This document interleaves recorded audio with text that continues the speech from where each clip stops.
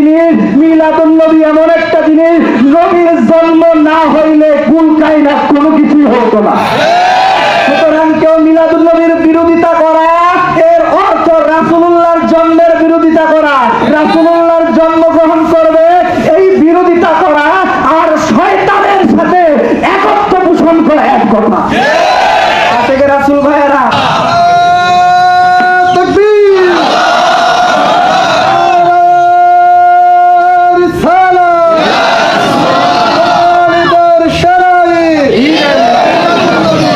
আল্লাহ বলতেছেন সূরা ইউনূসের 58 নম্বর আয়াত, আমার আল্লাহ বলেন দুনিয়াবাসী যখন তোমরা কোনো নিয়ামত পাও, যখন তোমরা কোনো রহমত পাও, তখন আল্লাহ পাকের কৃতজ্ঞতা আদায়ে ওই রহমত পেয়ে তোমরা আল্লাহর দরবারে খুশি হয়ে যাও। সামান্য রহমত পাইলে যদি খুশি হওয়ার কথা আল্লাহ বলেন, তাহলে সমস্ত রহমতের রহমত কুল কায়নাতের নবী তিনি হলেন সবচেয়ে বড় রহমত। যদি দলিল চান তাহলে দেখেন, নামাজের মধ্যে বলি আলহামদুলিল্লাহি রাব্বিল আলামিন, বলি আল্লাহ আসমানের রব আপনি, জমিনের রব আপনি, সৃষ্টিকুলের রব আপনি। আমার আল্লাহ বলেন শুধু আমি রব এখানেই নই, রহমাতাল লিল আলামিন, যেই জায়গায় আমি রব ওই জায়গায় আমার নবী রহমত। যেখানে আল্লাহ রব সেখানে নবী যদি রহমত হয়, তাহলে যেখানে আল্লাহর কথা সেখানে নবীর কথা। নবীর জন্ম না হলে তো নবী আসতেন না, তাহলে বোঝা গেল যেখানে আল্লাহর সানা সেখানে রাসূলুল্লাহর মিলাদের আলোচনা। আরো আসেন, আল্লাহ বলতেছেন খুশি হয়ে যাও, তাহলে নবী রহমত খুশি হয়ে গেলাম। কুরআন বলতেছে, এবার জিজ্ঞাসা করলাম ইয়া রাসূলুল্লাহ মিলাদুন নবী, আল্লাহ তো খুশি হতে বললেন আপনার রহমত নিয়ে, আল্লাহ কি মিলাদুন নবী করেছেন? আমার আল্লাহ বলেন বান্দারে মিলাদুন নবী আমি করি নাই, কে করেছে? মিলাদুন নবী কাকে বলে? রাসূলের জন্ম, রাসূলের আলোচনা। আমার আল্লাহ বলেন আরে তোমরা তো কয়েকজন মানুষ মিলে রাসূলের আলোচনা করো, আর আমি আল্লাহ আরো বসে সমস্ত ফেরেশতাদের রাসূলের আলোচনা। আল্লাহর ব্যাপার পরে বাদ দিলাম, রাসূলুল্লাহকে বললাম ইয়া রাসূলুল্লাহ মিলাদুন নবী কি করা যায়? আমার রাসূল বললেন বেক্কেলের দল, আমি যে লক্ষ লক্ষ হাদিস রেখে গেলাম, একটা হাদিস কি খুললা না? মুসলিম শরীফ খুলো, 1162 নম্বর হাদিস খুলো, নাসাই শরীফ খুলো, আরে তিরমিজি শরীফ খুলো, ইয়া রাসূলুল্লাহ আবু দাউদ শরীফ খুলো। খুললাম, কি লেখা আছে? আমার রাসূল বললেন সাহাবারে তোমরা প্রত্যেক সোমবারের দিন একটা করে রোজা রাখবা। জিজ্ঞাসা করলাম ইয়া রাসূলুল্লাহ শনি রবি মঙ্গল বুধ বৃহস্পতি শুক্র আছে, এই 6 দিন বাদ দিয়ে আপনি কেন একটা দিনের কথা বললেন, সোমবারের দিনের কথা কেন বললেন? আমার রাসূল বলেন সোমবারের দিন আমি নবী জন্মগ্রহণ করি। রাসূল বললেন মিলাদুন নবীর কথা। সাহাবাদেরকে জিজ্ঞাসা করলাম আপনারা কি মিলাদুন নবী করেছেন? সাহাবারা বলেন বেকুবের দল, হাদিস খুললেই তো দেখা যায়, মুসলিম শরীফ সহ সমস্ত সহিহ হাদিসগুলি খুলে দেখো, সেখানে দেখতে পারবা তোমরা তো মিলাদুন নবী করো বছরে একদিন, আমরা মিলাদুন নবী প্রত্যেক সোমবারে রোজা রেখে 7টাই করেছি। সাহাবা আজমাইন করেছেন, রাসূলুল্লাহ করেছেন, আল্লাহ অনুমতি দিয়েছেন।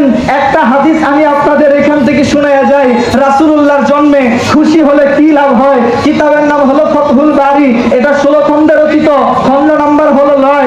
এটা হলো পৃথিবীর বুকে কুরআন শরীফের পরে যেই কিতাব সবচেয়ে বেশি গ্রহণযোগ্য, সেটা হলো বুখারী শরীফ। বুখারী শরীফের ব্যাখ্যাকার আলেম উলামা এখানে আছেন। এই হাদিসটা মূলত বুখারী শরীফের হাদিস। এখানে আমি হাদিসও বর্ণনা করছি এবং ফাতহুল বারী থেকে ব্যাখ্যা সহ বর্ণনা করছি। আপনারা খুলে দেখুন ফাতহুল বারী, এটা বুখারীতেও আছে। ফাতহুল বারীর 9 নম্বর খণ্ড, বুখারী শরীফের হাদিস নাম্বার হলো 5101। এখানে হাদিস বর্ণনা করা হচ্ছে, আমি সংক্ষেপে বলি। লি আবু লাহাবিন কানা আবু লাহাবিন আতাকাহা ফাআযুন নবী সাল্লাল্লাহু আলাইহি ওয়াসাল্লাম ফালাম্মা মাতা আবু লাহাবিন উরিয়াহু বাদু আহলি বিশররি হিলাতিন ফাকালা লাহু মা লাকিতা। এখানে হাদিস বর্ণিত হচ্ছে, সাহাবা বললেন, রাসূলের পরে সাহাবা বললেন আমি একদিন, হযরতে আব্বাস বলেন আবু লাহাব মারা যাওয়ার পরে আমি একদিন স্বপ্নে দেখলাম। আবু লাহাবকে জিজ্ঞাসা করলাম আবু লাহাব রে সারা জীবন রাসূলুল্লাহর বিরোধিতা করলা, তুমি নবীকে মানো নাই, তুমি যে মারা গেলা, মাজা লাকিতা মৃত্যুর পরে তোমার সাথে কি আচরণ করা হয়েছে? আবু লাহাব বলতেছে রাসূলুল্লাহর বিরোধিতা করার কারণে সারা জীবন আমাকে জাহান্নামে থাকতে হবে। ওয়ালাকিন ইল্লা আন্নাল আযাবা ইউকাতিবু আন্নি ইয়াউম কুল্লা ইয়াউমা ইসনাইন। আবু লাহাব বলে সারা জীবন আমি জাহান্নামী, কিন্তু প্রত্যেক সোমবারের দিন আল্লাহ পাক আমার একদিনের জন্য জাহান্নামের আগুন মাফ করে দেয়। কিভাবে? বলতেছে হাতের শাহাদাত আঙ্গুলে একটু পানি আসে, এটা পান করলে জাহান্নামের আগুন মাফ হয়ে যায়। জিজ্ঞাসা করলাম, আবু লাহাবরে, তুমি এত বড় একটা কাফের, আল্লাহ পাক তোমার মতো একটা কাফেরকে সপ্তাহে একদিন জাহান্নামের আগুন মাফ করে, কি বারের দিন? বলতেছে সোমবারের দিন। জিজ্ঞাসা করলাম, সোমবারে কেন? আবু লাহাব বলতেছে, যালিকা আন্নান নাবিয়্যা সাল্লাল্লাহু আলাইহি ওয়াসাল্লাম উলিদা ইয়াউমুল ইসনাইন, এটা এই কারণেই আমার নবী সোমবারে জন্মগ্রহণ করেছে। এবার জিজ্ঞাসা করলাম, সোমবার জন্মগ্রহণ করলে বাপ হয়? আবু লাহাব বলতেছে, সামান্য একটু মিলাদুন নবীর আমল করেছিলাম। কি আমল করেছিলাম? বলতেছে, আমার একটা বাদী ছিল সুয়াইবা, যখন বলল, ও আবু লাহাব রে, তোমার ভাই আব্দুল্লাহ ঘরে একটা সন্তান হয়েছে, নাম তার মোহাম্মদ, ফুটফুটে দেখতে, আমি দেখার পরে খুশি হয়ে গেলাম। আমি জানতাম না সন্তানটা একদিন নবী হবে। আমি এই শাহাদাত আঙ্গুল দিয়ে ইশারা করে বললাম, সুয়াইবা আতাতুহা, আমি তোমাকে আজাদ করে দিলাম। সেই দিন নবীর জন্য সামান্য খুশি হওয়ার কারণে আমি জাহান্নামী হওয়ার পরেও আল্লাহ কবরে আমাকে নবীর মিলাদুন নবীর কারণে একদিন করে জাহান্নামের আগুন মাফ করে।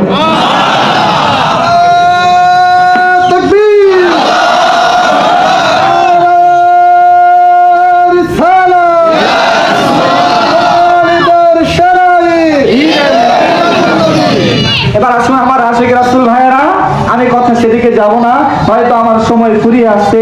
এবার আসুন, আবু লাহাবের মতো একটা কাফের, তাকে জাহান্নামেও যদি আল্লাহ সপ্তাহে একদিন মাফ করতে পারে, আমি বললে তো মানবেন না, বড় বড় আলেম উলামা আছে, নাও মানতে পারে। বুখারী শরীফের আরেকজন ব্যাখ্যাকার আছে, যিনি আজ থেকে একদিন দুই দিন নয় 950 বছর আগে কিতাব লিখে গেছে। ইমাম আহমদ কাস্তালানী রহমতুল্লাহ আলাইহি, ইমাম আহমদ কাস্তালানী রহমতুল্লাহ আলাইহি আল মাওয়াহিবুল লাদুনির 1 নম্বর খণ্ডে মিলাদুন নবীর অধ্যায়ে তিনি বর্ণনা করছেন, এই হাদিসটি তুলে ধরে, আরে আবু লাহাবের মতো কাফের যদি রাসূলের মিলাদুন নবীতে খুশি হওয়ার কারণে আল্লাহ একদিন করে জাহান্নামের আগুন মাফ করতে পারে, কোন ইমানদার যদি ইখলাসের সাথে রাসূলুল্লাহর মুহাব্বত নিয়ে পালন করে, আল্লাহ তাকে জান্নাতুন নাঈম দান করবে। ভাই একটু কিতাবটা খুলে দেখবেন। আপনারা তো কিতাবটা খুব কম খুলেন। মাসের মধ্যে 12 মাসের মধ্যে 3 মাস যায় ধান কালেকশন, 2 মাস যায় সবার কালেকশন, 2 মাস যায় যাত্রা কালেকশন, মাত্র সময় পান 3 মাস, খালি পৃষ্ঠা উল্টাইতে দিন যায়, হাদিস পড়ার সময়টা খুব কম থাকে। দয়া করে বলবো, মিলাদুন নবী এমন একটা জিনিস, মিলাদুন নবী এমন একটা জিনিস, নবীর জন্ম না হইলে কুল কায়নাত কোনো কিছুই হতো না। সুতরাং কেউ মিলাদুন নবীর বিরোধিতা করা, এর অর্থ রাসূলুল্লাহর জন্মের বিরোধিতা করা। রাসূলুল্লাহর জন্মগ্রহণ করবে, এই বিরোধিতা করা আর শয়তানের সাথে একত্ব পোষণ করা এক কথা। থেকে রাসূল ভাইয়েরা, তাহলে আমি মিলাদুন নবীর দলিল দিলাম। অনেকে আবার বলবেন, মিলাদুন নবী আবার ঈদের দিন হয় কিভাবে? এটা আবার ঈদ নাকি? আপনারা দেখছেন আমার কিতাবে, যে কিতাব হাতের মধ্যে, যে কিতাব, সেই কিতাব একটু তুমি শুরু করেন, সাল্লাল্লাহু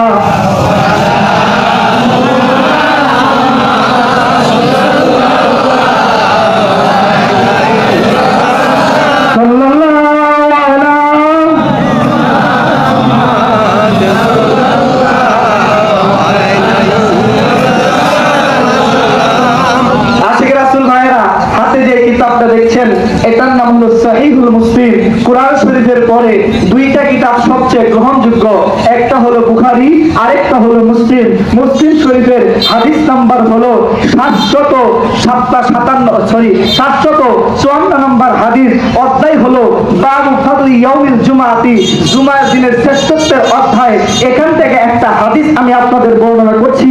আবু হুরায়রা أنه سمع أبا هريرة رضي الله تعالى يقول قال رسول الله صلى الله عليه وسلم خير يوم طلعت عليه الشمس يوم الجمعة। বলতেছে হযরত আবু হুরায়রা বলেন, রাসূলুল্লাহকে বলতে শুনেছি, সপ্তাহের মধ্যে যত দিন আছে সবথেকে শ্রেষ্ঠতম দিন হচ্ছে শুক্রবারের দিন। সুবহানাল্লাহ। এবার জিজ্ঞাসা করা হলো, ও আবু হুরায়রা, সপ্তাহের মধ্যে শ্রেষ্ঠতম দিন যদি শুক্রবার হয়, সমস্ত সপ্তাহের মধ্যে একটা দিন জুমার দিন যদি ঈদের দিন হয়, কি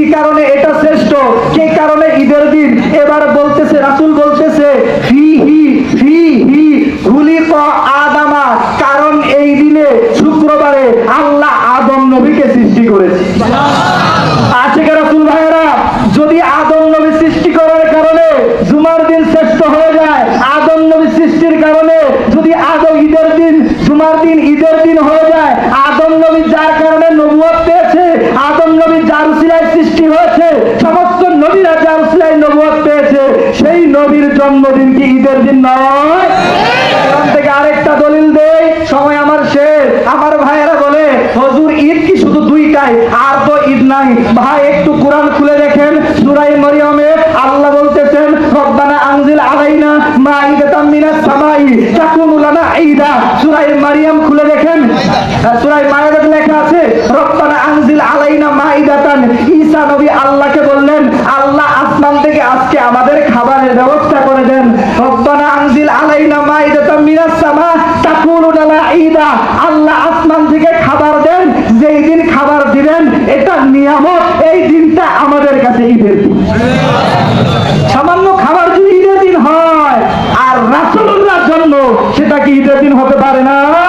শেষ হাদিস বলে যাচ্ছি, যুগশ্রেষ্ঠ আলেম হযরত আল্লামা জালালউদ্দিন সুয়ুতি, যিনি একবার দুইবার নয় রাসূলুল্লাহকে ৭৫ বার স্বপ্নে দেখেছেন, তিনি আল হাওয়াইল ফতোয়ার প্রথম নাম্বার খণ্ডে তিনি বর্ণনা করছেন আন্না আসলা আমলুল মাউলুদি ওয়া ইলতিমুন নাসি কিরাআত মা তায়াসসার মিনাল কুরআনি ওয়া রিওয়ায়াতিল আখবারিল ওয়ারিদাতি মিন আবদি আমরিন নবী সাল্লাল্লাহু আলাইহি ওয়াসাল্লাম ওয়াল বিদুল হাসানা আল্লাযী ইসাবু আলাইহা সাহিবুহা।